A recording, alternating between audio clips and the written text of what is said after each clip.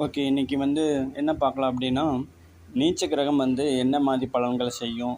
அதோட திசையில என்ன செய்யும்? பொதுவா ஒரு ஜாதகத்தில நீச்ச கிரகம் இருக்கும்போது என்ன மாரி பலன்கள் உங்க லைஃப்ல நடக்கும் அப்படின்னு பார்க்கலாம். எல்லா கிரகத்துக்குமே நீச்சம்ங்கிற ஒரு ஸ்தானம் இருக்கு. அது ஜோதிடம் அடிப்படை தெரிஞ்சவங்களுக்கு நல்லா புரியும். பொதுவா ஜாதகத்தில நீச்ச கிரகம் இல்லாம இருக்கிறது ரொம்ப நல்லது. அந்த மாரி ஜாதகங்கள் ஓரளவுக்கு நல்ல ஜாதகம்னே சொல்லலாம். ஒரு சில ஜாதகத்தில் அதிகமான நீச்ச கிரகங்கள் இருக்கும். அப்படி இருக்கவங்க லைஃப்பில் நல்லா இருக்கவங்களும் இருக்காங்க. பொதுவாக நீச்ச கிரகம் அப்படிங்கிறது தன்னோட பலத்தை இழந்த ஒரு நிலை தான். இந்த உலகத்தில் எல்லா ஒரு இதுக்குமே காலம் எல்லைங்கிறது ஒன்று உண்டு. அதுக்கு உட்பட்டு தான் எல்லாமே செயல்படும். அந்த மாதிரி தான் ஒரு கிரகங்கள் தன்னோட எல்லைக்கு உட்பட்டு தான் தன்னோட பலத்தை வெளிப்படுத்த முடியும். ஒரு நீச்ச கிரகங்கள் ஒரு ஜாதகத்தோட வாழ்வியலில் எந்த மாதிரியான பாதிப்பை ஏற்படுத்தும், என்ன மாதிரி பலன்கள் கொடுக்கும் அப்படிங்கிறத சில முக்கியமான விஷயங்களை நம்ம பார்க்கலாம். ஒரு கிரகம் நீச்சம் அடைஞ்சது அப்படின்னா அந்த நீச்ச கிரகத்தோடு எந்த கிரகமும் சேராமல் இருக்கிறது ரொம்ப நல்லது.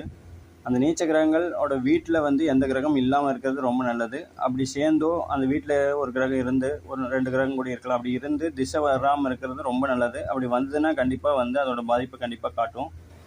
அடுத்து நீச்ச கிரகம் என்ன பண்ணும் அப்படின்னா, இப்போ ஒரு கிரகம் நீச்சம் அடைஞ்சுன்னா அதோட காரக ஆதிபத்தியங்கள் தான் கண்டிப்பாக பாதிக்கப்படும். அதன் மூலியமாக தான் அது பாதிப்பை வெளிப்படுத்தும். இப்போ உதாரணத்துக்கு குருவோ இல்லை புதனோ எது வேணால் நீச்சம் அடைஞ்சிக்கலாம். இப்போ குறிப்பாக புதன் நீச்சம் அடைஞ்சதுன்னு என்ன பண்ணும் அப்படின்னா, அந்த ஜாதகர் படிக்க முடியாது, உயர்ந்த கல்வி படிக்க முடியாது, அந்த மாதிரி பாதிப்பு ஏற்படுத்தும். ஒருவேளை செலவு பண்ணி படிச்சுட்டாங்க அப்படின்னா அந்த படிப்புக்கு இணையான சம்பளத்தை அவங்களால வாங்கவே முடியாது. அந்த படிப்புக்கு இணையான ஒரு கௌரவம் அவங்களுக்கு லைஃப்பில் கிடைக்கவே கிடைக்காது. அவங்க படித்தது ஒன்று, வேலை செய்கிறது ஒன்று, அந்த மாதிரி இருக்கும்.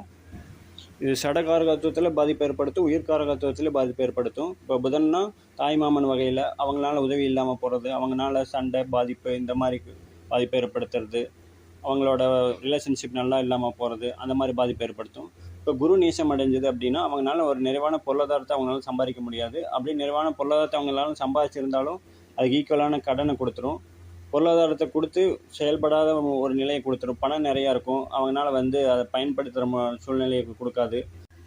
நிறைய பேர்த்துக்கு பணம் நிறையா இருக்கும், அதை எடுத்து அவங்களால வெளியே செலவு பண்ண முடியாது, பிடிச்சதை சாப்பிட முடியாது. அதற்கு உண்டான ஒரு நோய் விதிமுறைகளை கொடுத்துரும்.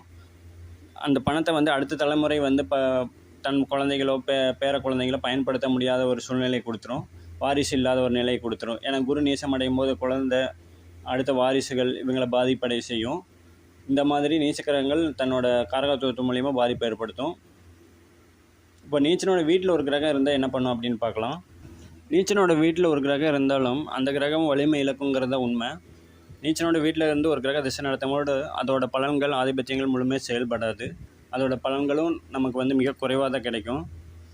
நீச்சனோட வீடு நீச்ச கிரகங்கள் தன்னோட ஆதிபத்திய காரகத்துவ பலன்கள் எப்போவுமே நமக்கு ஏன்டா கிடைச்சது, இது கிடைக்காமலே இருந்திருக்கலாம் இதுக்கு அப்படிங்கிற மாதிரி கண்டிப்பாக கொடுக்கும்.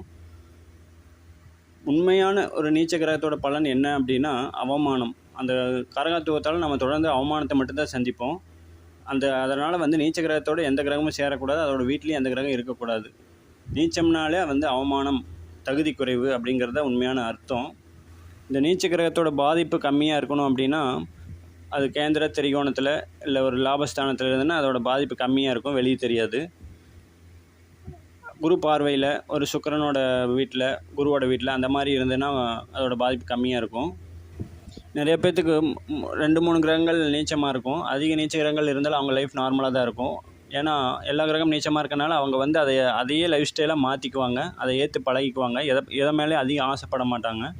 நீச்ச கிரகங்கள் ஒன்று மட்டும் இருக்கிறவங்க, மிக குறைவாக இருக்கிறவங்க அதிகம் ஆசைப்படும் போது அந்த நீச்ச கிரகங்கள் பாதிப்பு அதிகமாக கொடுக்கும். அதிக நீச்ச கிரகங்கள் இருக்கும்போது அதையே லைஃப் ஸ்டைலாக அவங்க வாழும்போது அது வித்தியாசமே அவங்களுக்கு தெரியாது. அதனால் அவங்க நார்மல் லைஃப்பில் சந்தோஷமாகவே இருப்பாங்க. அதுதான் அதிக நீச்ச கிரகங்கள் இருக்கிறதுக்கான இதுக்கும் ஒரு கிரகங்கள் நீச்சமாக இருக்கிறதுக்கும் வித்தியாசம். நீச்ச கிரகத்தோட பாதிப்பு குறையணும் அப்படின்னா இப்போ 7ஆம் அதிபதி நீச்சமாக இருந்தால் சுக்கிரன் வலிமையாக இருக்கணும். 5ஆம் அதிபதி நீச்சமாக இருந்ததுன்னா குரு வலிமையாக இருக்கணும். குரு நீச்சம் அடைஞ்சதுன்னா 5ஆம் அதிபதி வலிமை அடையணும். இப்படி ஆப்போசிட்டாக அது வலிமை அடையும் போது அதோட பாதிப்பு கண்டிப்பாக குறையும். நீச்சம்னாலே தகுதி குறைவு, அவமானம், பாதிப்பு, அந்த காரகத்துவத்தில் ஒரு விரக்தியான சூழ்நிலை ஏற்படுத்தும்.